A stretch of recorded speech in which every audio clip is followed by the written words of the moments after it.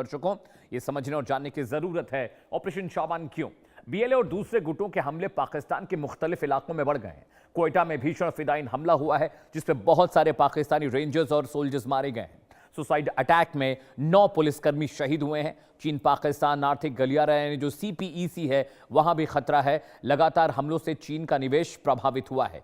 बलूचिस्तान की बात करें दर्शकों अगर तो सुसाइड अटैक में 9 लोगों के मारे जाने के बाद लगातार पाकिस्तानी सेना भी परेशान है और वो अलग अलग इलाकों में रेड कर रही है। चीन पाकिस्तान आर्थिक गलियारा भी जो वो खतरे में है। बलूचिस्तान पर नियंत्रण बनाए रखने की कोशिश में सरकार लगातार एक्शन में है और अब जो पाकिस्तानी आर्मी है बलूच विद्रोहियों के साथ लड़ रही है।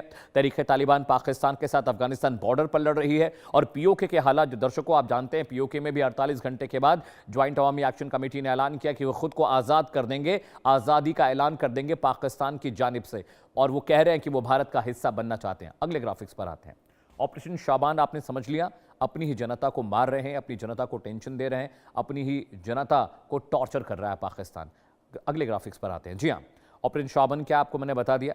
अब वहां पर क्या चल रहा है दर्शकों, यह भी आपके लिए जानना बहुत जरूरी है। वहां पर क्या दिक्कतें हैं, क्या परेशानियां हैं। Kanchan please play the next graphics.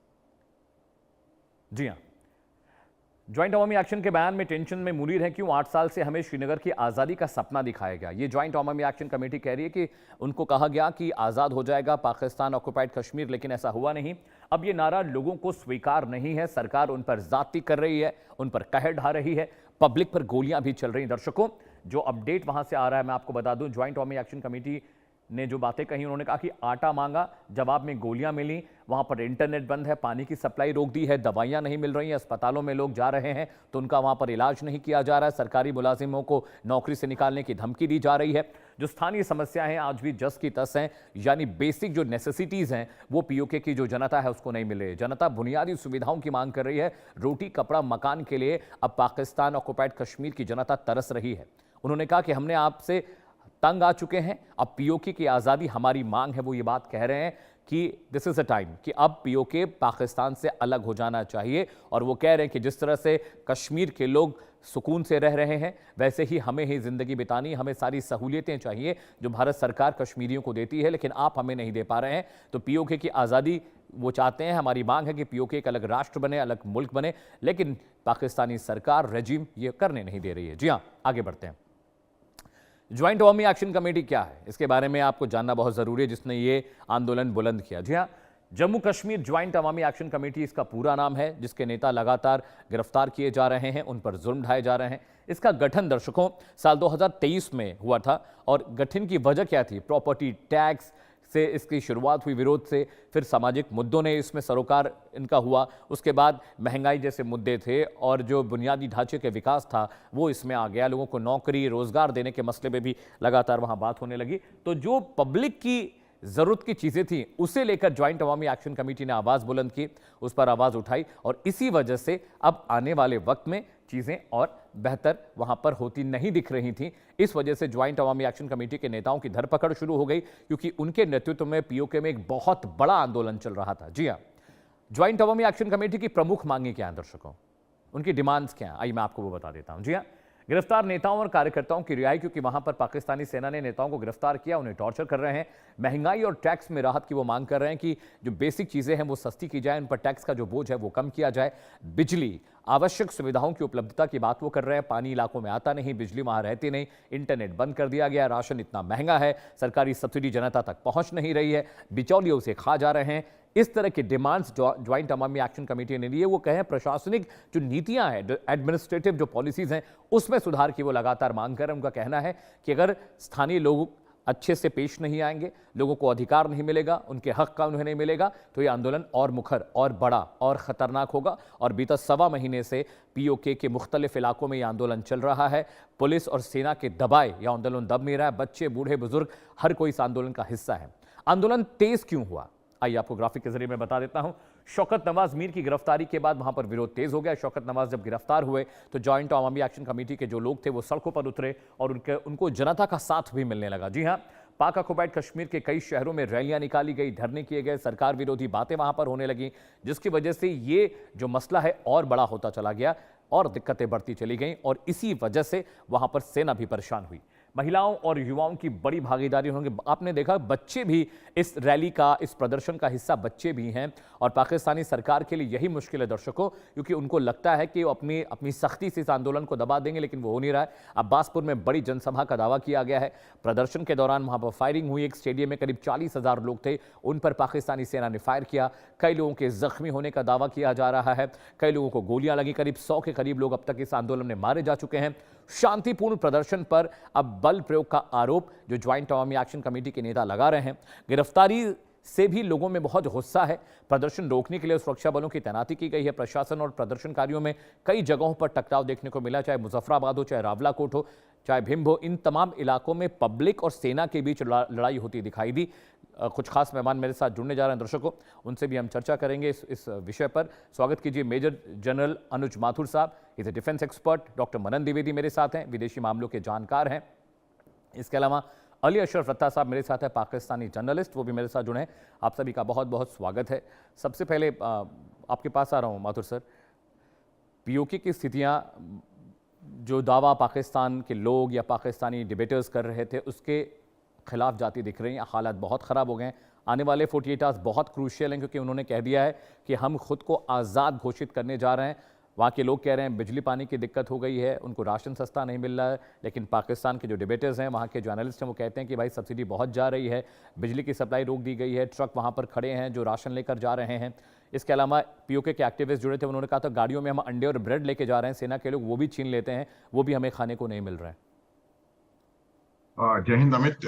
देखिए, पाकिस्तान में न केवल पीओजे के और भी कई जगह पर हालात जो हैं वो खराब हैं। देखिए, इंसर्जेंसी जब होती है उसकी कुछ स्टेजेस होती हैं, और ये ऐसी स्टेज के इंसर्जेंसी में पहुंच चुका है पाकिस्तान पीओजे के का हाल कि जब आप फुल ब्लोन आप गवर्नमेंट के खिलाफ और जो जो एस्टेब्लिशमेंट है उसके खिलाफ पूरी तरह से बाहर निकल करके आ जाते हैं, और पूरी तरह से आप जो कि आप देखिए बलूचिस्तान में अगर आप उसको अपना खुद का हिस्सा कहते हैं, और अगर आपको वहां पर गनशिप्स और बड़े बड़े हथियार और आर्टिलरी और इसका प्रयोग करना पड़ रहा है, तो मुझे लगता है ये बाकायदा इंसर्जेंसी की फाइनल स्टेज है, जबकि आप खुले एक तरीके के आर्म्ड कन्फ्लिक्ट में होते हैं एस्टेब्लिशमेंट के साथ। एग्जैक्टली वही हालत पीओजे में है। देखिए, ये बार बार ये बात मैंने कही, बहुत पुरानी कहावत है कि if your tool box, the only tool in your tool box is a hammer, then everything looks like a nail.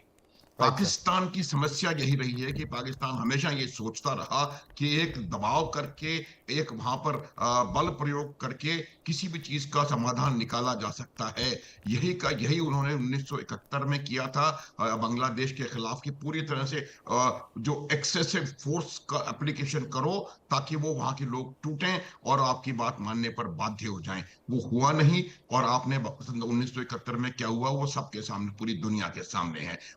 वही परिस्थिति बलूचिस्तान में, और वही परिस्थिति अब पीओजे में होती नजर आ रही है। अब देखिए, हालांकि ये कहना बहुत आसान है कि अलग हो जाएंगे, आजाद हो जाएंगे, ये हो जाएगा, वो हो जाएगा, बहुत सारी चीजें, बहुत सारे फैक्टर्स होते हैं इसके अंदर, लेकिन हाँ, हालत जो है वो बिगड़ती चली जा रही है। और उसका एक बहुत इंपॉर्टेंट जो वजह है उसकी ये है कि आप हाँ की जो जेन्युइन कंसर्न्स हैं, उन जेन्युइन कंसर्न्स को आप नहीं एड्रेस कर रहे।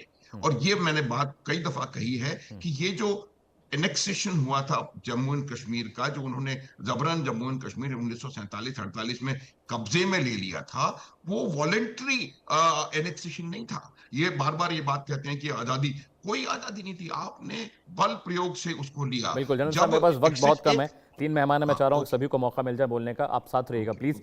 अली अशरफ रत्ता, मैं आपके पास आ रहा हूँ। मौलाना फजल रहमान ने जो बात कही, उन्होंने कहा कि बलूचिस्तान अब हाथ से पाकिस्तान के जा चुका है, वो आपके यहाँ के हैं, हमारे यहाँ के हिंदुस्तान के नहीं हैं। दूसरा, पीओके को लेकर लगातार मेरी और आपकी डिबेट होती है रत्ता साहब, वहाँ पर चीज़ें ठीक अगर हो रही होती तो अब तक शायद वो चीज़ें मुख्तलिफ इलाकों में जो दिक्कतें थी, आपने कहा कि हम सस्ती बिजली दे रहे हैं, सस्ता राशन दे रहे हैं, सारी सहूलियतें उनको मिल रही हैं, फिर भी ये आंदोलन इतना बड़ा क्यों होता जा रहा है? क्यों पॉलिटिकल वेंडेटा प्रिपेल कर रहा है? अगर सब चीजें पूरी हैं तो पब्लिक बेवकूफ तो है नहीं कि सड़कों पर उतर आई है। कुछ नेता पाकिस्तानी सरकार के खिलाफ, वहां की सेना के खिलाफ प्रोपेगेंडा चला रहे हैं अगर पीओके में, लेकिन जनता तो बेवकूफ नहीं है। जनता को साथ क्यों मिल रहा है? यानी दिक्कतें हैं वहां ग्राउंड जीरो पर। शुक्रिया इनवाइट करने के लिए, और आपके पैनलिस्ट को मेरा सलाम। इसका जो मैंने आपको जो लास्ट टाइम भी मेरे ख्याल में हमारी बात हुई थी इसके ऊपर, मैंने आपको बताया था कि 27 जुलाई जो है बेसिकली वो एक ऐसा डे है जिसके लिए सारी प्रिपरेशंस हो रही हैं। और जैक जो है डेफिनेटली वो अपना एक पॉलिटिकल गेन हासिल करने के लिए और अपनी बात को जो है ऐसे मौके पर इलेक्शन के टाइम के ऊपर जो है वो सामने लेके आई है।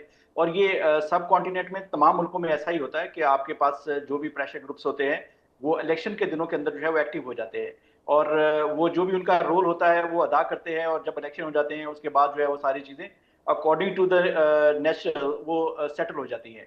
तो यहाँ पे आज़ाद कश्मीर के अंदर भी यही चल रहा है और मैं शुरू से यही कह रहा हूँ कि जिस दिन इलेक्शन हो जाएंगे ये सारी चीजें आपको बैठती हुई नजर आ जाएंगी। आपने इससे पहले देखा जीपी में हमारे यहाँ पे इलेक्शन थे, वहां पर भी इसी तरह की स्ट्राइक्स थी, इसी तरह के कुछ ग्रुप थे वो जो है वो अजीबोगरीब बातें कर रहे थे। डेफिनेटली उनको भी पॉलिटिकल अपना माइलेज चाहिए था। जैसे इलेक्शन हो गए वहां पे गवर्नमेंट बन गई, किसी को कोई हिस्सा मिल गया, किसी को कोई सीट मिल गई, किसी को कोई मिनिस्ट्री मिल गई और सारी चीजें जो है वो फिर वैसे की वैसे चलने लग गई। अब अगर आजाद कश्मीर की बात करें तो अगर फैक्ट्स पे बात करते हैं, सब्सिडी की बात करते हैं तो ये तो रिटर्न में है सारी चीजें। ये तो सारी चीजें वो हैं जो डिलीवर हो रही हैं। इसके ऊपर जो है आप इंडिया में बैठकर भी अगर आप गूगल करेंगे तो आपके सामने आ जाएंगी कि इस वक्त जो है वो पानी वहां पे जो आपकी जो बिजली है वो कितनी सब्सिडाइज है, आटा कितना सब्सिडाइज है, जो दूसरी कमोडिटीज हैं वो कितनी सब्सिडाइज हैं। तो ये चीजें जो है ये कोई ऐसी चीज नहीं है जिसके ऊपर कोई पैनिक जो है वो हो। हाँ, जो इनकी लीडरशिप है वो आवाम को, आम जनता को वो इस लेवल पे ले जाते हैं कि जहां पे कैजुअलिटीज हो जाती हैं। वो उनको इतना इश्तिहार दिला देते हैं कि वो जो है अपनी वहाँ की लोकल जो पुलिस है, पुलिस के साथ वो मुठभेड़ में आ जाते हैं या वो वहाँ पे लाठी चार्ज हो जाता है। और फिर ये हिली एरियाज हैं तो यहाँ पे कैजुअलिटीज के चांसेस ज्यादा इसलिए होते हैं कि यहाँ पे जो लैंडस्केप है वो उस तरह से जो है वो स्ट्रीट्स हैं, बहुत बहुत बड़ी वैलीज हैं। आपने देखा होगा कि ये एरिया पूरे का पूरा ऐसा ही है। तो वहां पे जो कैजुअलिटीज का जो होता है चांसेस वो ज्यादा होते हैं। तो एनी हाउ जो मैं बेसिक पॉइंट जो है वो मैं यही बता रहा हूँ आपको कि जिस दिन ये इलेक्शन हो जाएंगे ये सारी चीजें रिवर्स हो जाएंगी अकॉर्डिंग टू जो पीछे ऑलराइट, पीछे चल रही थी। ठीक ऑलराइट। है। और दूसरी जो बात अभी जो जनरल साहब कह रहे थे, मैं रिस्पेक्टफुली उनसे कहूंगा